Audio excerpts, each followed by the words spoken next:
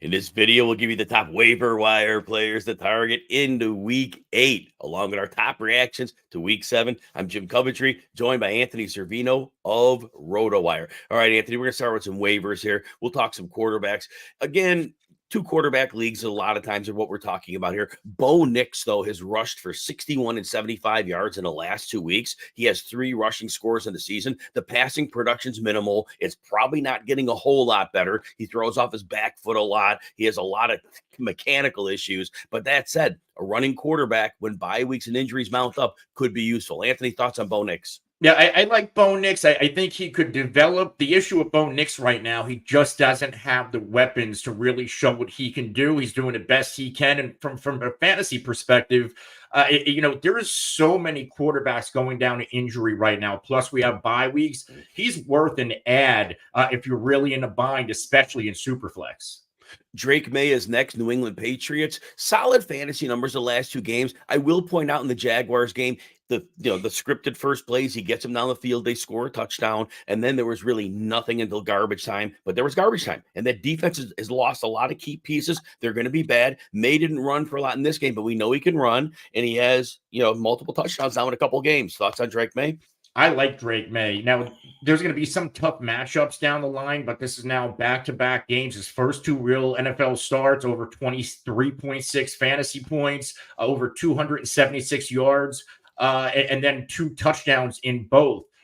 Rushing-wise, I think there was some left on the table this past week, but we saw 2 weeks ago, 5 for 30 on 38 on the ground. I would pick up Drake May over most right now.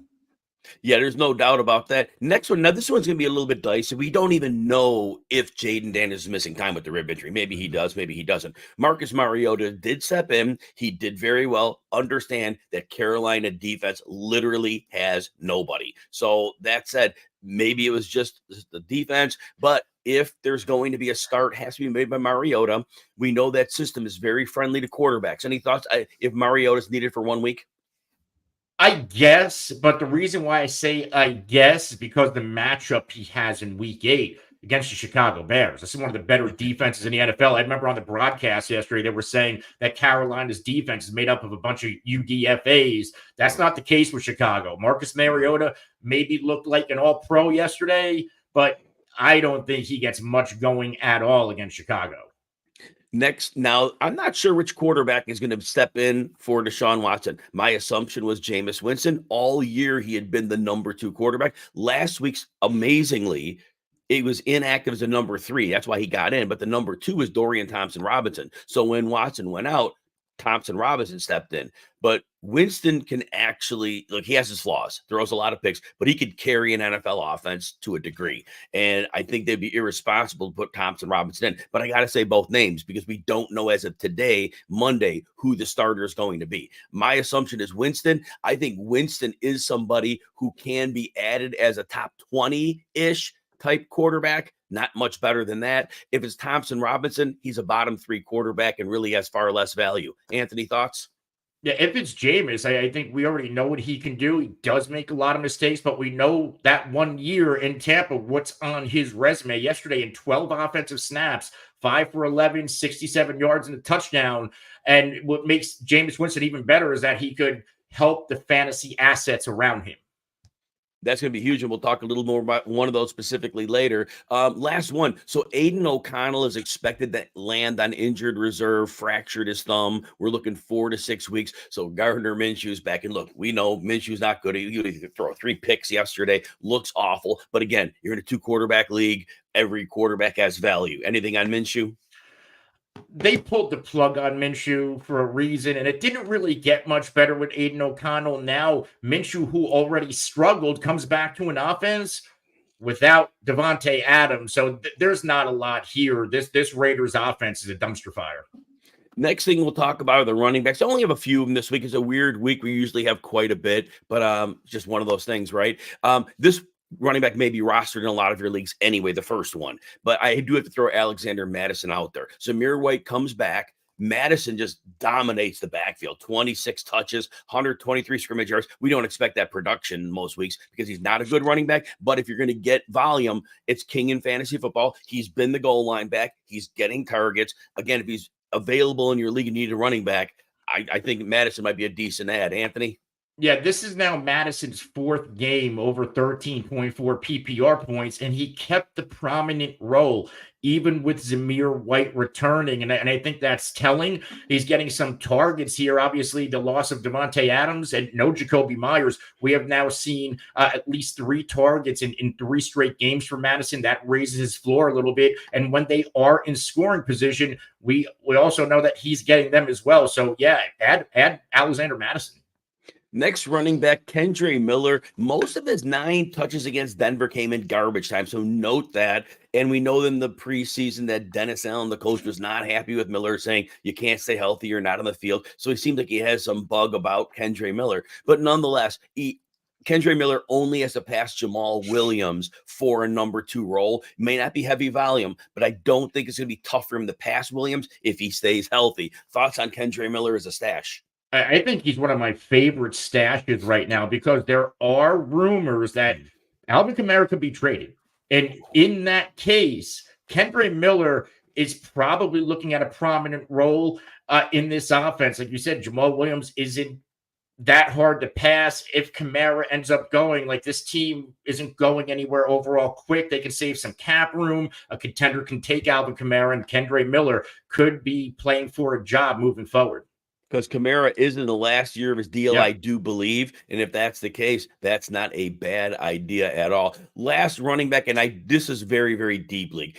Audric Estime only had 9% of the snaps, and he lost a very soft fumble late in that game against New Orleans. So I don't even know what his status is, but the fact he's on the field, Javonte Williams has played very well in the last 4 games. The numbers weren't great 2 weeks ago, but he only had 6 carries in that game. It was almost 4 yards per carry. But Williams is looking better and better. But again, if you're in a super deep league, you're looking for a stash, Audric Estime could be somebody who could develop something over time.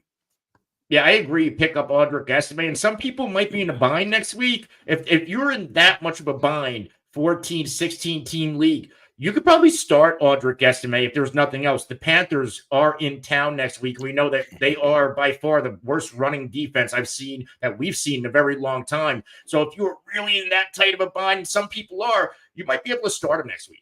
Oh, my goodness, another wheels up week for Javonte Williams. I have him in a couple of leagues. Very excited about the soft schedule he's faced lately. Anyway, let's go to wide receiver. Troy Franklin. Now, he hadn't played more than 31% of the snaps in any of Denver's first 5 games. Last 2 games, 58% snap share, 3.5 catch average, 40-yard average, scored 1 touchdown in those 2 games. Franklin did play with Bo Nix in college, could have a connection there. They're going to pass sometimes. Their defense isn't going to shut everybody down in every game. So Franklin could be, again, a player on the fringe who you might be able to sub in if needed. Anthony?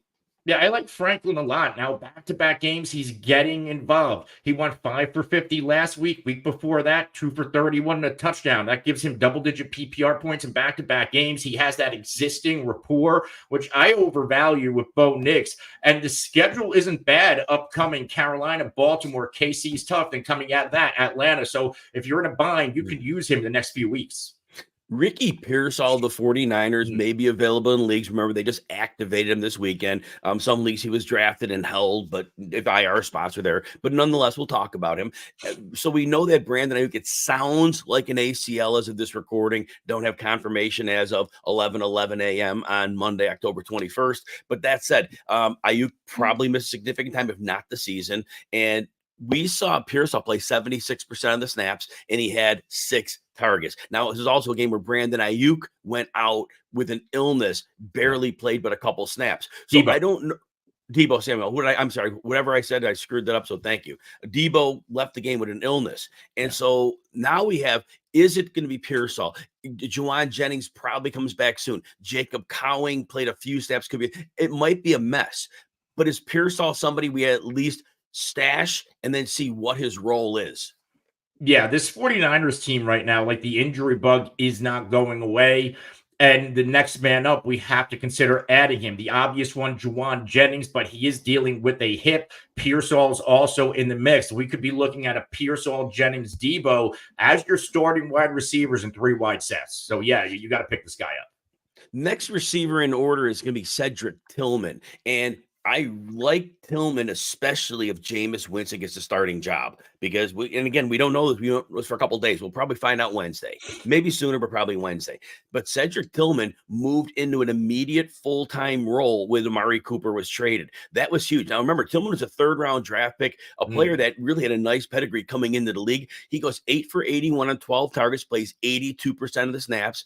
Jerry Jeudy is, more of a slot guy, even though he'll play outside some. And we already know what Elijah Moore is. So realistically, if Cedric Tillman gets Jameis Winston, he could automatically move into the wide receiver 3 ranks. That would be interesting. Thoughts, Anthony?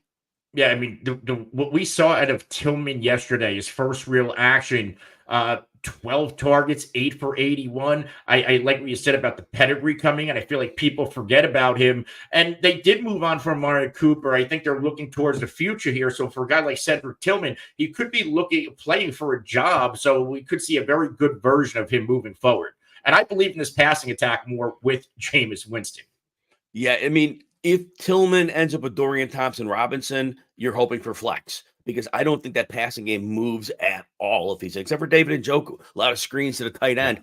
A lot of quarterbacks make that pass. All right, Trey Tucker of the Raiders. He doesn't have more than 41 yards in any of the last 4 games, but he's seeing 85% of the snaps. He's been targeted at least 5 times in 3 of those last 4 games. Devontae Adams is gone. I know Jacoby Myers will be back, but Tucker right now appears to be their number 2 when Myers is back, and there's going to be a lack of ceiling, especially we got Gardner Minshew back in there. But nonetheless, Tucker can make the big play on occasion. If you have injuries or buys, he could slide into a lineup. Anthony? Yeah, he's not a bad floor option, especially when these other guys are sidelined. I would temper expectations because of the poor quarterback play and the offense that he's on. But again, as a plug-and-play option with injuries and bye weeks right now, you can do a lot worse than Trey Tucker. So next, let's talk about the New Orleans Saints. So we know Rashid Shaheed is done for the season, and so now it's a matter of who's going to fill in. And I know people were rightly going right to Bub Beans, but I thought that going into that game, I told some people Cedric Wilson could be sneaky, because either of those guys could fill the Rashid Shaheed role, but not to the degree. And they're not nearly the player, because Shaheed's a very good player. But Bub Beans plays 89% of the snaps, but was he more in the Chris Olave role? And that's what we got to figure out, because when Olave's back, one of those guys is going to mostly go away. Cedric Wilson, his production came in garbage time with Jake Haener in that last drive. He got the touchdown that drive. So in that game, Means goes 3 for 37. They're playing Denver, so you're not expecting anything with Spencer Rattler. But then Wilson goes 6 for 57 and a touchdown. But again, it was with Haener. Personally, I think it's very difficult to know which one of them will go into a prominent role, or they may even both split. So I think right now, if I'm going to make a hedge on one of them, and you're probably going to go the opposite way on this, I'm going to say Cedric Wilson to be the player I would flip $1 on, because he has not been a great player, but he has shown sustainability in the NFL. And when he's been used, he can produce. Often he's been a forgotten man, but I do think he could do something. But Means is fun too. What are your thoughts on these guys, Anthony? I'm actually with you on Cedric Wilson. Remember, I'm a Cowboys fan. So that's where Cedric Wilson came from, and he had some nice games. I remember when they let him go to, I think, Miami. They really missed Cedric Wilson and what he brought as a wide receiver 3 in that offense. And this is when Gallup was there and he was banged up. But he flashed, and, was really a forgotten guy, because Miami doesn't really use more than 2 receivers. And I think given a role here, he might be able to flourish.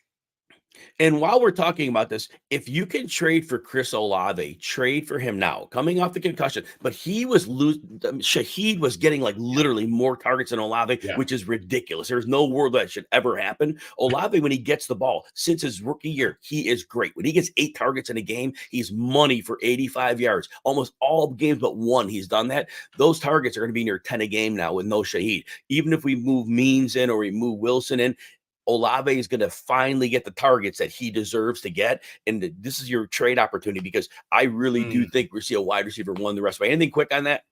No, that's a really good point. The schedule is very solid. They're going to get Derek Carr back. And if they did trade Alvin Kamara, this is going to be a one-man show on offense. Oh, and Olave is such a smooth route runner. Nah, And yeah, it's he been can win. it's been Yeah. so puzzling his usage this year. Yeah, it's the Saints. And full stop. All right. Digging deeper now. We're going to get real deep here for you. Know, a lot of you get people are in longer, deeper leagues. Olamide Zaccheaus. 6 targets exactly in 3 of the last 4 games, but he's only gone over 27 yards once. He did have an 85-yard game in there. Just some low-end, fill-in, PPR desperation value. Anthony? He's a guy to add, right? I know me personally, I'm waiting for somebody like Noah Brown who has flashed in a similar situation last year with CJ Stroud, but it looks like right now, considering the target share, 6 targets in 3 of his past 4 games, he is the other wide receiver in this offense you want to roster. So next, again, we're scraping the barrel here. We got to talk about Elijah Moore. He's on the field most of the time. They run a lot of 3 receiver sets in this offense. I don't know if they're changing back to a 2 tight end offense. I don't think they will. Be great if they did, but in their current state, Elijah Moore would play a lot. And if Jameis Winston takes over, Elijah Moore could have some low-end PPR value. Anything there? I like Elijah Moore. Ever since that year with the Jets, when they put him in the doghouse, he hasn't been the same. But you got to remember, he was talented in his rookie year, never really lived up to it. I think given the opportunity, he might bring some pop to this offense, but it's all predicated on who they're going to choose at quarterback. Next is Devon Vele of the Denver Broncos. Very weird season for Vele. Vele plays in the season opener, 40% of the snaps, 49% actually, catches 8 for 39, and he looks like, oh my gosh, he's going to be a good receiver, in the middle of the field, possession guy for them. And then he gets a little rib injury. Then he's healthy, and he gets 3 healthy scratches. And then he moves back into the lineup, and in the last 2 games he's played, he had a 4 for 78 on 6 targets. And then now last week they blew out the Saints. So they didn't have to throw the ball at all. And that's not going to happen often. This week against Carolina, they might blow them out. But the Broncos are not blowing people out every week. So Vele only had 1 catch for 20 yards. I think he's a very reliable possession receiver over the middle. I do think, and there's any game that's going to be closer, they're trailing, he's going to be involved. Again, PPR value in a deep league. Anthony? Yeah, I like him. Big body frame, 6'4", 210-pound receiver. Nice big target for Bo Nix, and I think that's really valuable for a guy like Bo Nix still growing. Last week, he was a little bit disappointing, but the other 2 games that he was active in, a lot more used. 8 for 39 in week 1, 4 for 78 in week 6. I expect those stat lines more often than not. And again, as we continue to scrape the barrel, this is the desperation of all desperation moves. Mason Tipton does play in the number 3 role for the Saints. That probably doesn't change. Even it's possible Wilson and Means get in and they push him out, but this is just the super deepest of desperation moves. I have not much good to say. He occasionally gets a couple targets. Yeah. Not anything else on him? No, he's a jag. Yeah, nothing to say about him otherwise. Tight ends. Hunter Henry with Drake May, averaging 5.5 catches, 67 yards, and 7 targets. Henry may be a top 12 tight end going forward. Now, we always know tight ends. They could fall off week to week, and they're throwing to Austin Hooper as well. But it does seem like Hunter Henry does have a real nice connection with Drake May, and at least for right now, we ride it. Anthony? Yeah, I mean, Hunter Henry, we know he's volatile in this offense, but if they get some quarterback stability, like I think they have now with Drake May, he's going to have volume. There's not a lot of reliable pass catchers. I think the wide receiver room's a revolving door of who's going to step up. The one constant is going to be Hunter Henry. The next tight end is Jonnu Smith of the Miami Dolphins. And fortunately, I grabbed him and I had to start him in a number of leagues this week, and it worked out really well. Now, it's been a weird season. In the offseason, Mike McDaniel said that he was going to use and weaponize Jonnu Smith. And in week 2, we saw a little bit of that. 6 for 53 on 7 targets. Now, that's the game Tua didn't finish. And so that all the good production has been in games that Tua either hasn't played or has that production. And before the bye, Smith goes 5 for 62 on 8 targets. Yesterday, 7 for 96 and a touchdown on 7 targets. It's very hard to predict him to continue to play at that level with Tua when he has his receivers, which will be his hopefully next week. But that said, right now, the way he's playing and what Coach McDaniel has seen. It's possible Jonnu Smith sees some targets each week, and he could be a mix and match play. Anthony? Yeah, it's obviously been a mess for this offense. It was an anomaly yesterday where I believe both Waddle and Tyreek Hill did not catch a pass. I don't even know if they were targeted. But this is now Jonnu Smith's third game this season, including back-to-back games, at least 7 targets and double-digit PPR points. I don't know, like you said, if this continues with Tua and this offense is operating normally. But right now, until Tua comes back, Jonnu Smith has to be in play. There's no doubt. We had somebody Ben mentioned Marcus Valdes-Scantling. He's played with Aaron Rodgers. He's played with Patrick Mahomes, and he's always found his way into a nondescript role. So I don't think Derek Carr unlocks him. Rashica, he's a special player. Sometimes Valdes-Scantling would be a clear out guy. And when he had great quarterbacks, they would throw him the ball because they tried to test the defenses. Yeah. And when it connected. He may not drop more passes than he catches, but it's close. I don't know that he comes in and carves out a role in that offense if he signs there. So I wouldn't be very bullish on MVS. Again, Rashid Shaheed is a special player. Valdes-Scantling is fast, but he is just a guy. Next tight end, Jatavian Sanders. Quietly averaging 5.5 catches and 55 yards in the last 2 games. He has 18 targets over the last 3 games. The rookie's improving as the season's going on. They're going to trail every week. They're going to have to pass. If you're in a tight end premium league and needed help, Jatavian Sanders could help. Anthony? Yeah, no, it always takes rookie tight ends to grow a role and get established. But with Andy Dalton now, we are seeing Sanders in each of his past 3 games. 5, 7, and 6 targets, 3, 5, and 6 receptions. The yards are growing, and so is the PPR production. So I don't mind it. You got, Denver's and New Orleans, your next 2 matchups. They're fairly soft. All right, if you enjoy videos like this, please consider hitting the like button and subscribe to the RotoWire Fantasy Football channel on YouTube. Also, you can check out all of our fantasy football content and rankings. You get a free 2-day trial, no credit card needed. Head on over to rotowire.com/Jim, and you can check out all of our content. All right, let's get into some reactions of the week 7 action. Reaction number 1. Something is missing with the Falcons offense, Anthony. It's Drake London's great. Bijan Robinson has been great. But there's pressure. The pressure that Cousins is under. Teams will blitz him. He's not comfortable. They don't sustain drives. They don't finish drives. In Seattle, this is a game you thought with both starting cornerbacks out. You thought this is a game that they would maybe not do that Buccaneers 500-yard and 5 touchdown things, but you certainly thought this was a smash spot. And Cousins' completion rate, fine, 24 for 35, but 232, a touchdown, and 2 picks. And again, the fantasy producers are doing a little bit, but there's something wrong with this offense. And I just think it's the pressure and their ability to deal with it. And they're starting to get me a little nervous. What are your thoughts about how they didn't really show up against Seattle? We've seen like a Jekyll and Hyde Falcons offense this year. The past couple of games, we're starting to see Bijan Robinson cook. But at the same time, guys like Darnell Mooney, they're disappearing. Like, Mooney has had his pop games this year, but he's gone under 10 PPR points in 3 out of his past 4 games, including under 6 targets in them. When this offense is at its best, it seems like both London and Mooney are involved. The ball is spread around a little bit more evenly. Kyle Pitts has been okay. I think you're hitting the nail on the head. Kirk Cousins under pressure. He can't evade it. And maybe, and correct me if I'm wrong, like, the offensive line has been used to blocking for a more mobile quarterback in recent years. Yeah. Kirk Cousins isn't that. No. And defense, and here's the thing, Anthony. Defenses know that. They know who Kirk Cousins is. They know that he's stationary in the pocket. So you can send your pressure schemes without having to do anything special. Like you said, when there's mobile quarterbacks, you got to be careful they don't break contain. So you don't want to go too much up the middle.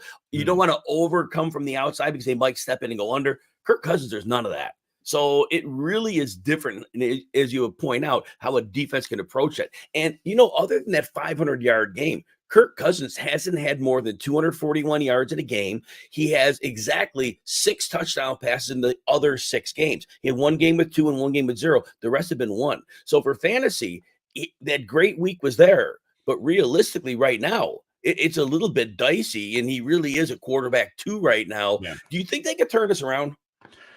There's enough talent there for it to turn around, but we're now approaching the the midway point of this season, there's a couple of nice, like if you look at the tougher matchups, you got Denver in week 11, you got the Chargers coming out of the bye, but the schedule's good enough to where this team should be able to turn it on. Not too many scary defenses outside of those two, and maybe Minnesota and the Giants. Everything else are pretty good spots for this offense to cook.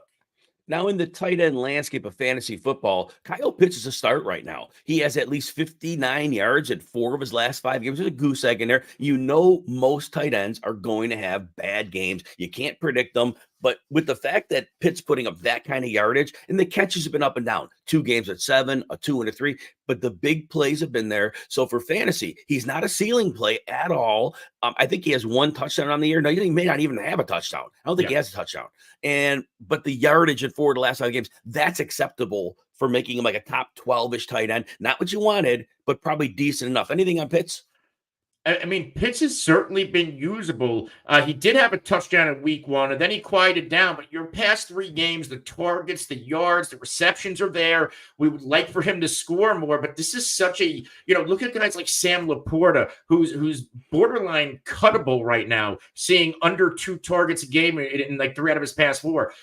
I would love to have more Kyle Pitts this year in fantasy. And we do have a question from Alvin about Laporta. We're going to cover that for you when we get to the Lions. That'll be reaction number 4 in a little while. But we'll definitely talk about that for you there. And all right, reaction number 2, stay in the same game, Seattle Seahawks. We're wondering, is their offense reliable? So Geno Smith had 3 straight games. He had Detroit, the Giants, and the 49ers, and they were getting blown out in all 3 of those games. And in those games, he had 1 touchdown pass in each, but the yardage was way over 300 yards per game on average. And it was because of the garbage time, and it worked out really well. And then yesterday, I was really excited for the Seattle offense because the one thing they shouldn't have gotten from Atlanta was pressure. Well, knowing the offensive line is so bad in Seattle, the Falcons brought more pressure than usual. They were sending some blitz schemes up because they normally don't do a lot of that because they can't really sell out of the back end. They did. And so Geno Smith, 18 for 28, that's fine. 207. He does get 2 touchdowns, but that yardage was way down. Again, just not overly impressive. I know like the NFL scout types are just over the moon with Geno Smith, just saying he could do nothing wrong. But for fantasy, he is more of low ceiling, high floor guy, because even in the yardage games, if you're throwing 1 touchdown, it's really not helping. So first with Geno Smith, is he somebody that you see him that way? He's just maybe a top 12-ish type, but not much better than that. Yeah, for in the top 12 quarterback, which is fine. You can use him in the right matchups. You can use him if your guy's banged up or in a slump.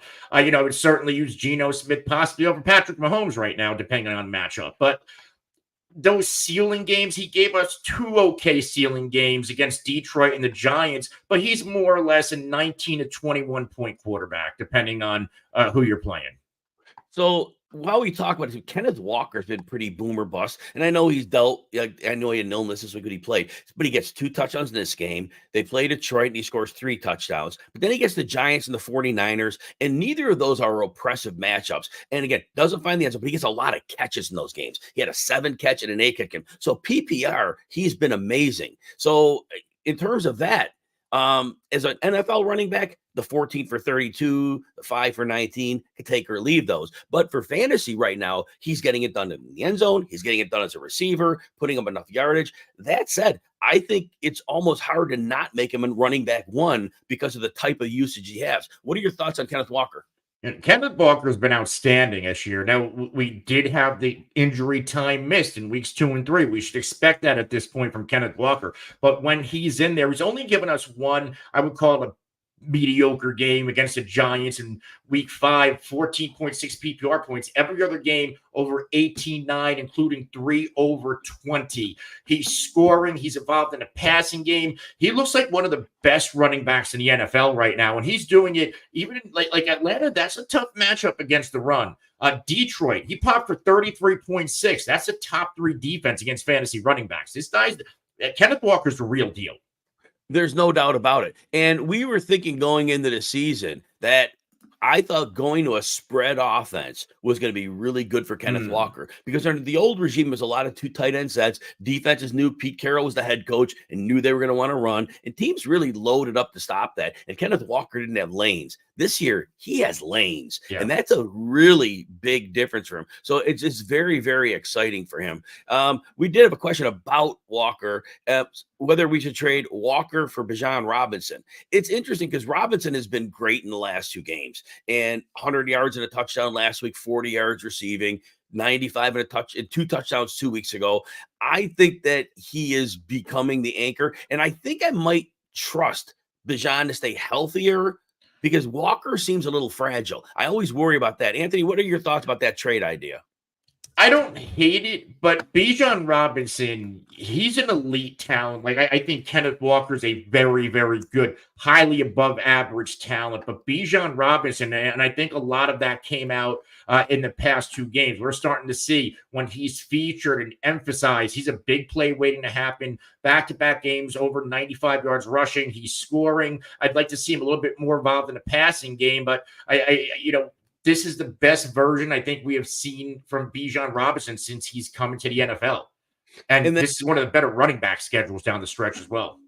DK Metcalf leaves the game with a knee injury. I don't know what the status of that is. We'll have to find out how that all works. But hopefully he's fine because he has been playing well this season. He did have a pair of ordinary games leading into this one, a 3 for 48 and a 4 for 55. But otherwise, he has had a number of big games. Again, a lot of the top receivers don't have big weeks every single week, but DK Metcalf is right around that top 12 to 15 wide receiver range. If he's healthy from this knee, Anthony, do you expect that to continue? Yeah, DK Metcalf is a player that I wish I had a little bit more of because I was really buying into JSN for the value. They're saying that the knee injury isn't too serious. He's had a couple of, down games, 3 games in the single-digit PPR points, but it seems like when they get him involved and get him going, he's a big play in fantasy football and a great schedule down the stretch. So, yeah, I expect this certainly to continue for DK Metcalf. And one more thing, I don't think the breakout's happening for Jackson Smith-Njigba this year. I wish it was. We have plenty of big yardage games from Geno. Yet, what do we have in the last 4? 3 for 9, 5 for 53, 4 for 31. He did find the end zone, so he bailed that one out. 8 for 51. So in an offense that should have been flush with opportunity for him to do extremely well, it hasn't happened. And Anthony, you'll remember me saying this. I was very nervous about Ryan Grubb becoming the coach. They all start out well when they come from college, but unlike college, in college, your system, either your guys are wide open or your talent is so much better. You just line up. You don't ever have to change a game plan when you're in a good college situation.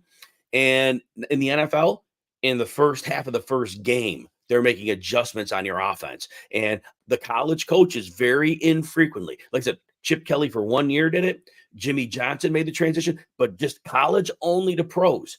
I do not have many cases in history where a coach came in to run an offense and was able to make it work all season. Thoughts on Smith-Njigba? Again, I like JSN. I have quite a bit of shares of JSN. It just doesn't seem like he is close to the player I thought, and maybe we thought we were going to get. He's a nice number 2 in this offense, but I was drafting him as if he could potentially pass DK Metcalf. They're not even on the same stratosphere right now. No, it's Tyler Lockett has been a much better floor option. He's not been ceiling, but he's been a much better floor option, and that is real interesting. A couple comments before we get to our next one. Charlene's in the house. Nick Chubb, and I'm glad you mentioned because I started Nick Chubb in a fantasy lab, and I didn't care. I didn't care if he got a 0. Did not care. Nick Chubb was healthy. Nick Chubb was not sitting on my bench in fantasy football. Didn't care if it cost me the game. He ends up being fine. He gets in the end zone, and he did score a touchdown. Then they call some goofy offsides call or whatever, and then it took like 4 plays later, and then Chubb got in on a 4th down. It was just great to see Nick Chubb playing. He is what's good about football. Devastating injury. But again, he's back this week. Upcoming week, he'll have a tough matchup against the Ravens. But realistically, I'm excited for Nick Chubb going forward. Anything quick on Nick Chubb? Yeah, I'm with you. I had him in fantasy lineups. I even took his anytime touchdown score bet because I figured if they were going to get close, it was going to Nick Chubb. This offense moving forward, as long as he's healthy, it's going to run through Nick Chubb. And then one last thing that Charlene puts out that I wanted to bring up, which is not going to be in our show sheet, was this. I did think with George Pickens, and I told people this on the Start Sit show, I think there's a 1 game bump for Russell Wilson and the pass catchers, because I thought that Wilson would come in like on fire, doing, just trying to prove himself. He'll become Russell Wilson over time. But I thought for 1 week it would play out well for them. And it did play out extremely well with George Pickens. Now it helped because it wasn't Sauce Gardner running the whole game. There were a few plays where it was, but the Jets don't typically move corners, and they didn't. And Brandon Eccles, who's a backup corner, was on him a number of times. So, but nonetheless, I did think Pickens have a great game. Is there any way it continues, though, if Russell Wilson stays in? Listen, I was really high on Pickens all offseason. And I was high on him because I thought I was getting Russell Wilson.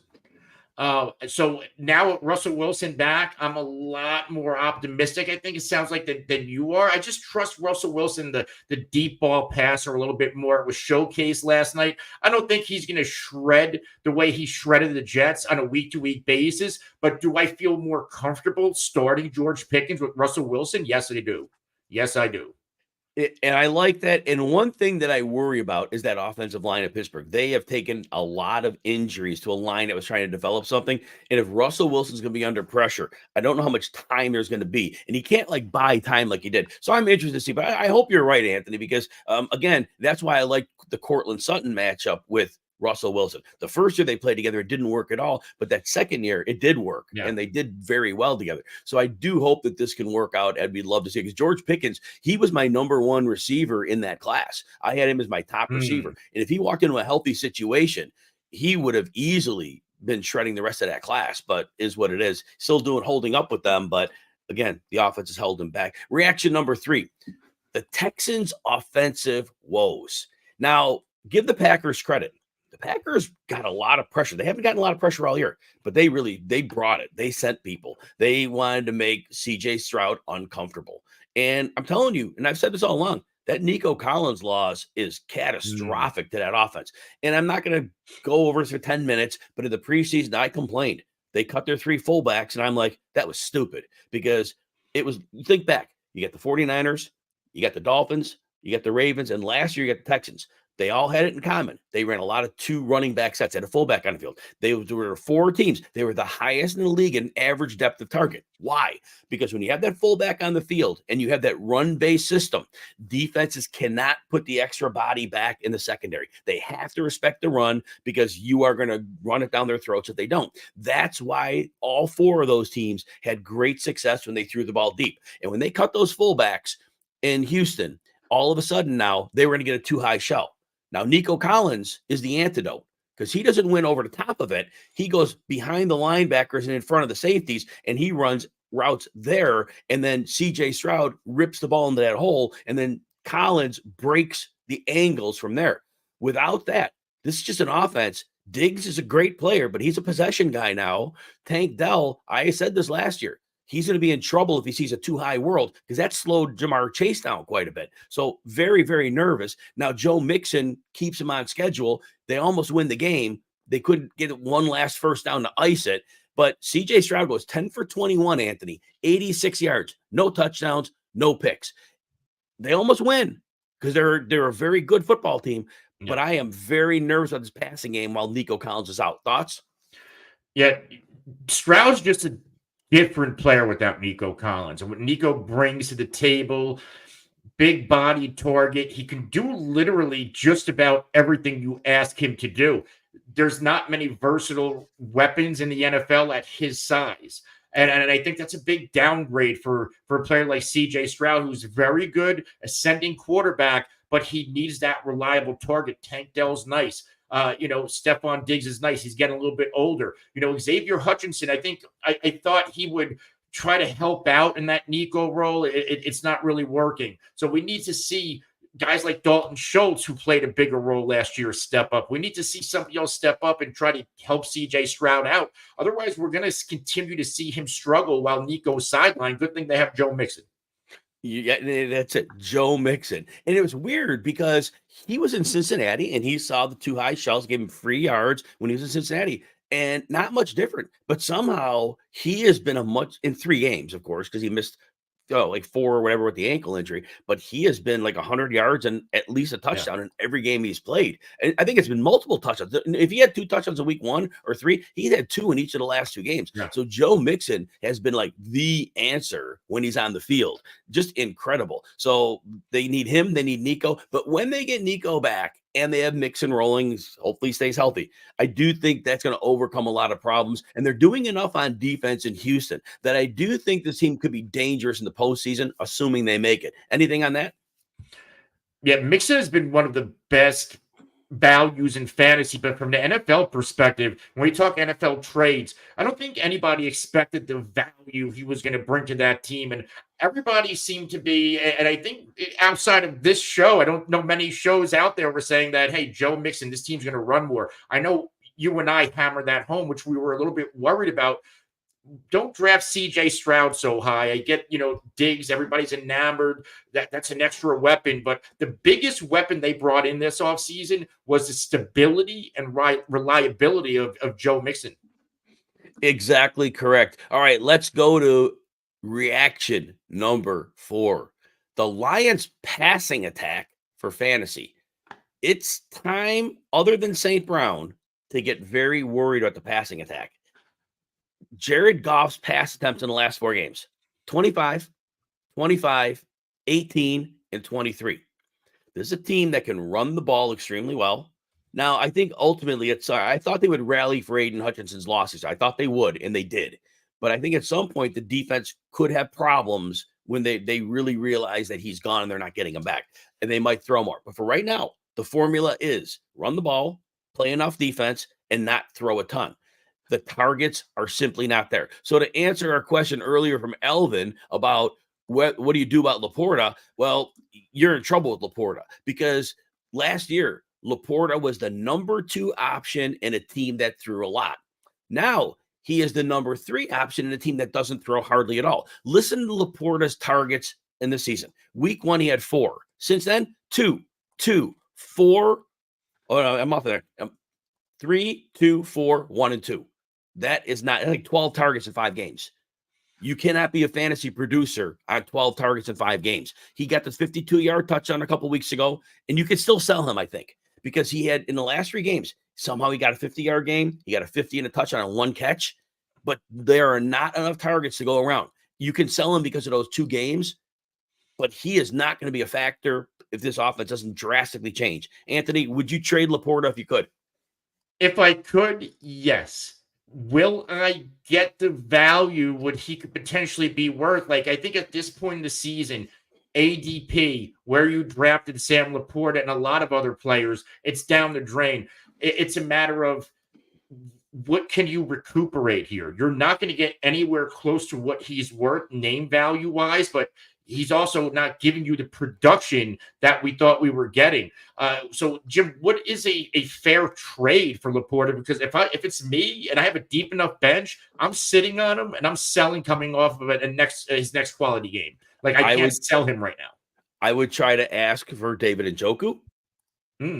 I might ask for Jake Ferguson because somebody might still think, oh, it's Sam Laporta. It's Sam Laporta. They might not be looking at the numbers. It's Sam Laporta. He's the number. Some people are caught up in this take lock. Yeah. Too many people are caught up in take lock. So make the offer. Make the offer for one of those tight ends. We said it earlier. You said it. Kyle Pitts hasn't been great, but he's been way better than Sam Laporta. Cole Kmet. Now, he might be on the waiver wire, but he shouldn't be. Cole Kmet's had like 3 big games in the last 4. But again, these players are smashing them. So that's what I'm talking about when you're trading. Find somebody with one of those other tight ends and go ahead and make a deal that way. Anything there? No, I agree because you're right. There are people out there who just see name value. They see that one big play that he had against Dallas. This is the guy we're going to get. We're going to get it at some point, and it could happen. But the way this Detroit offense is working and is running through the running backs and a very efficient Jared Goff, there's just not going to be enough targets for Sam Laporta to really pop, in my opinion. Now, Jameson Williams, this is a real problem because we look at his season numbers and it's great. And, oh, by the way, somebody's traded Laporta for Addison. That's a good trade. That's a good trade because Laporta's not doing you any good, and Addison could be a wide receiver 3 at some point. Right now he's a flex, but definitely there's some upside there. Great deal there. So Jamison Williams, in the first 2 weeks, he had 20 targets. Insane. He had a 5 for $121 and a touchdown. He had a 5 for 79. He even had 15 yards rushing, and we were on fire for Jamison Williams. Well, in the last 4 games, here are his targets: 3, 2, 4, and 1. Fortunately, he had 2 big plays out of those. But when he doesn't get the big play, he had a 1 for 9. Yesterday, a 1 for -4. So in the big games, 2 for 80 and a touchdown, 3 for 76 and a touchdown. So this is what you do with Jamison Williams. If you're in your fantasy game and you are an underdog, you play him as a flex. He's boom or bust because he might get you 2 points, but he might get the long touchdown and salvage your fantasy day. But if you're in a tightly competitive game and you need 10 PPR points, you need a floor, I don't think you can play him right now, Anthony. They're not throwing the ball enough. Thoughts? No, they're not. And I think it's a risk anytime you put him out there on your fantasy team. Like, there are better players in matchups and seeing more quality volume that you can use. Yes. All right. Reaction number 5: concerns with the Eagles offense. Now, they won in blowout fashion yesterday, so it's hard to take a lot from that game.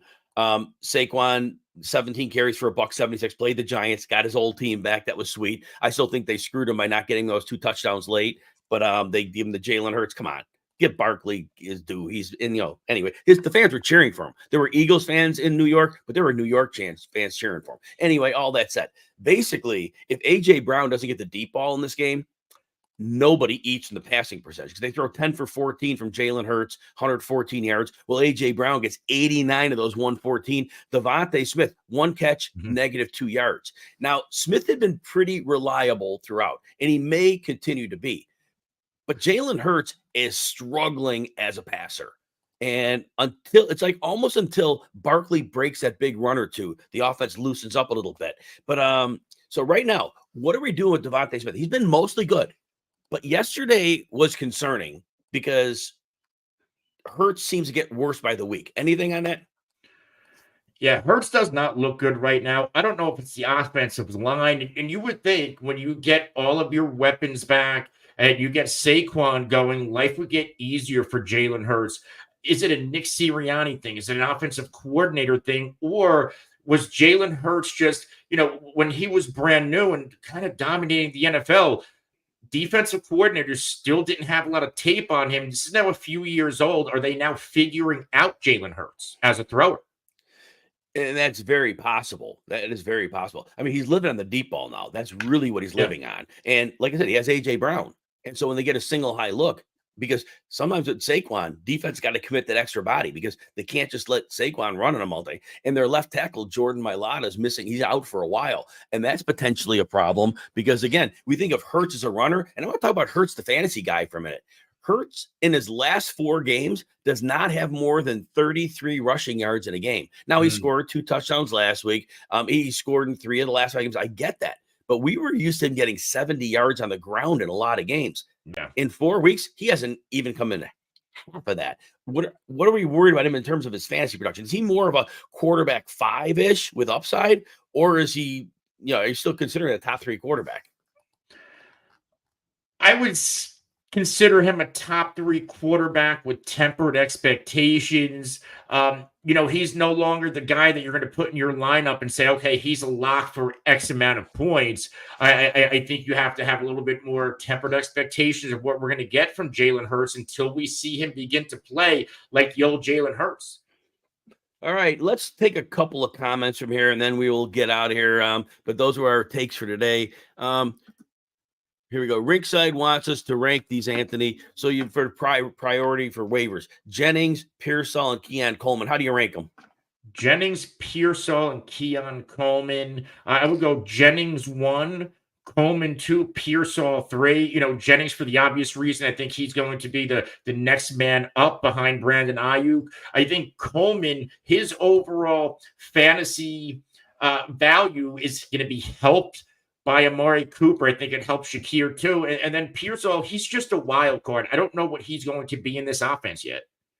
Cooper is such a big deal for that offense. He only ran 12 routes. He played 36% of the snaps. They eased him in, but he had 5 targets on 12 routes. Had a drop, but then nice touchdown, play downfield as well. He is going to make, as you said, Anthony, because I said before the season, you remember me saying this, defenses didn't fear any receiver on a team. They would load the intermediate area. This offense was going to struggle, and they did.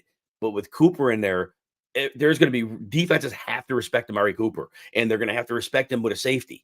And that's going to open up some of those intermediate passing things, like for Shakir, especially for Dalton Kincaid. And even on the other side, Coleman's not going to see alpha coverage anymore. So, that's going to be very favorable. So I am excited. Buffalo really got rolling the second half of that game against Tennessee. But yeah, I'm excited there. See what other questions we have here. Let me see here. And, Ben and May's follow-up comment about Valdez-Scantling, not saying he's good or better than we have now with Shaheed out, unfortunately. Again, we'll see what happens there. We already talked about the Laporta question. Would you do Garrett Wilson, Ramondre, and Pickens for Tyreek and Achane? I have Cup and Chase. With the expectation that Tua's coming back, would you do that? What is that again? It's Garrett Wilson, Ramondre, and Pickens, and you would get Tyreek and Achane. It's risky, but if we know we're getting Tua back and it looks like we are, then that's the ultimate ceiling play rest of season. And we already answered one about Walker or Bijan. That was a good question. Let's see what here we get. Let's see what else we got here. Answer that one there. Would you trade Nico or Neighbors for Tyreek with the hope Tua comes back? What do you think on that one? I'd be more inclined to trade Neighbors because I have a significant worry about Daniel Jones without his left tackle. Yes. I would not trade Nico Collins. Never. Yes. I would. No. Nico Collins, to me, you'll get the same or better from Tyreek Hill. I mean, as Tyreek Hill. Neighbors, Daniel Jones, if you watch this game, this is a completely different offense. This looks like the old Giants offense with the poor offensive line. You mentioned the Andrew Thomas loss. That is massive. Like, he is an elite left tackle. The fall off is just catastrophic. And Daniel Jones pressure, it's going to be more pressure than ever. So yeah, I get the Neighbors for Tyreek one. That's interesting. You're going to need Tua to stay healthy. And I hope that young man wears one of those Guardian helmets. He needs that. I don't know why he didn't have one before. I don't want to see him hurt. And it gets me sick to see him out there knowing he's risking his life. But that bothers me. All right, let's see what else we got here. Anything else here? Michael, the fantasy meatball. You traded Bijan and Mike Evans for Gibbs and Pickens. Thoughts? So Bijan and Evans for Gibbs and Pickens. I think it's a push. I would rather have the Bijan side, but I think we're looking at a push between these 4 players. And finishing up here, Charlene, Cup should start next week. Yeah, he's playing Thursday. It's a Thursday game. They said he's playing, so it'll be very good to get him back. That Rams offense was a bit of a problem. Let's see. We got the next one here. 49ers defense for week 8. Here's the question. Chiefs defense against the Raiders, Lions against the Titans, or the 49ers against the Cowboys? I'm going to say the Chiefs. Yeah, the Chiefs are, with the way their defense is playing, they're a locked and loaded start. Followed by, I guess, the Lions. Chiefs or the Lions. I'd go either one. Yeah. Next one. Do we think Ben Sinnott may getting used? He had his first target of the season. Maybe he had 2 the other day. His first time, but they won 40-6 or something, like 37. So he hadn't had a target all season. So I just look, Ertz is playing well. They have no reason to bench him right now. Yeah.